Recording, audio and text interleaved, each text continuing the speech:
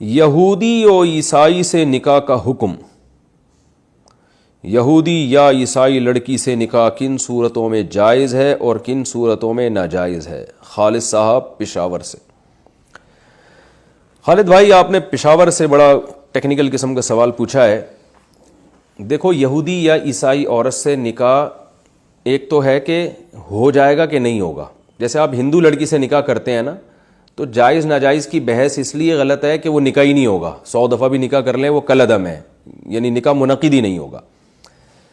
تو ایک تو ہے کہ یہودی یا عیسائی لڑکی سے نکاح کا انعقاد، یعنی نکاح وجود میں آ جائے، وہ آپ کی بیوی بن جائے، حلال ہو جائے آپ کے لیے۔ تو اس کی شرط یہ ہے کہ وہ واقعی لڑکی یہودی ہو یا واقعی کرسچن ہو، عیسائی ہو۔ اور یہودی کا مطلب یہ ہے کہ وہ لڑکی حضرت موسیٰ علیہ السلام کو اللہ کا پیغمبر مانتی ہو اور تورات کو اللہ کی آسمانی کتاب مانتی ہو۔ یہ دو کام اگر وہ کرتی ہے تو وہ یہودی ہے اور اس سے نکاح آپ کا جائز ہے۔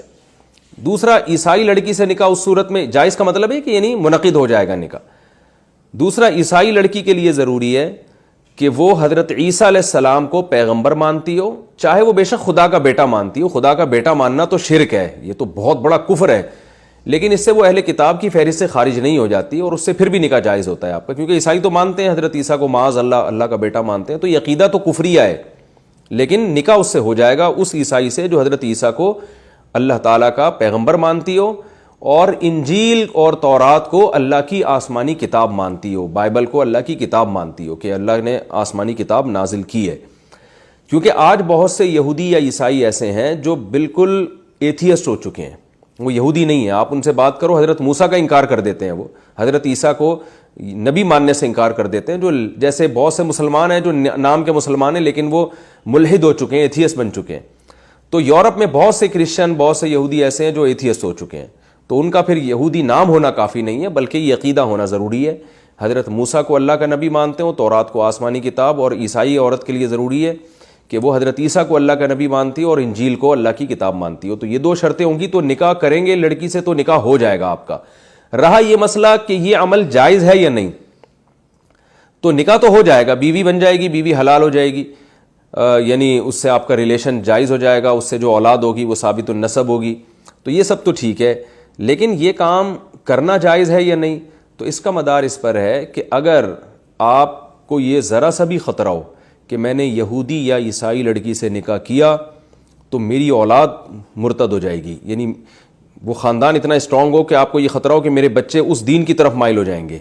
یہودی یا عیسائی بن جائیں گے، تو پھر آپ کے لیے یہ نکاح بالکل جائز نہیں ہے، کیونکہ اسلام بچے کو باپ کے تابع بناتا ہے۔ بچہ بہرحال مسلمان ہوگا اور وہ چرچ میں نہیں جا سکتا، وہ مسجد ہی میں جائے گا۔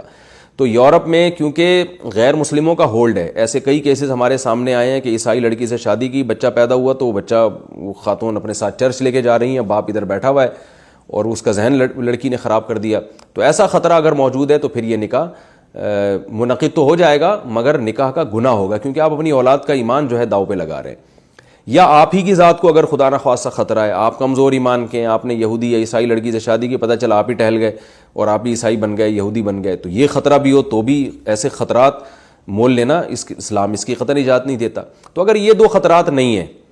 تو پھر اللہ نے اس نکاح کو حلال قرار دیا ہے،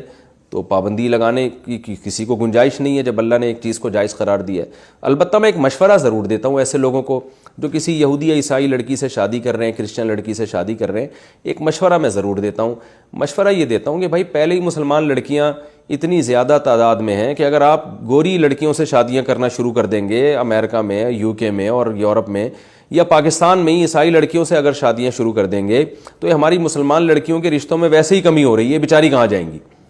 تو اس لیے یہ کام وہ کرے جس کا 2-3 شادیوں کا ارادہ ہو۔ اگر آپ ایک مسلمان لڑکی سے شادی کرتے ہیں، آپ ایک کرسچن لڑکی سے شادی کرتے ہیں تو پھر ایک مسلمان سے بھی کریں آپ، تاکہ ان کا بھی تو ٹھکانہ نصیب ہونا۔ یہ ان کے لیے عیسائی مردوں سے شادی تھوڑی جائز ہے،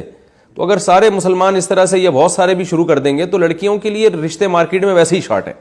اور خالد بھائی آپ جیسے نیک لوگوں کے رشتے اور شارٹ ہیں۔ نیک اس لیے کہہ رہا ہوں کہ مسئلہ پوچھنے علماء سے تو نیک ہی ہوں گے انشاءاللہ۔ تو اگر آپ کسی یہودی عیسائی سے کر لیں گے تو پشاور میں پہلی لڑکیاں بیچاری بہت ساری ہیں جن کو رشتے نہیں مل رہے، تو وہ آپ جیسے ایک نیک آدمی سے محروم ہو جائیں گی۔ تو لہذا آپ پھر 4 شادیاں کریں، ایک یہودی، ایک عیسائی، ایک پشاور میں کر لیا آپ نے، اور ایک چوائس آپ کے پاس ہوگی پوری دنیا میں کہیں بھی کسی بھی مسلمان سے کر سکتے ہیں, ٹھیک ہے. تو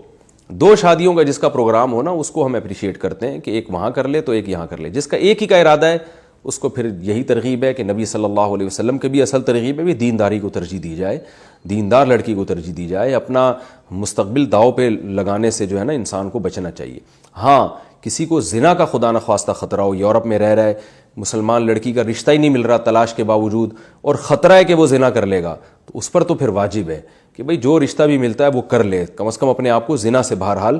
بچائے. وہ تو پھر وہ یہودی یا عیسائی سے بھی کر لے اس مجبوری میں, تو انشاءاللہ اس کو گناہ نہیں ہوگا کیونکہ اس نے اپنے آپ کو زنا سے بچانے کی کوشش کی ہے.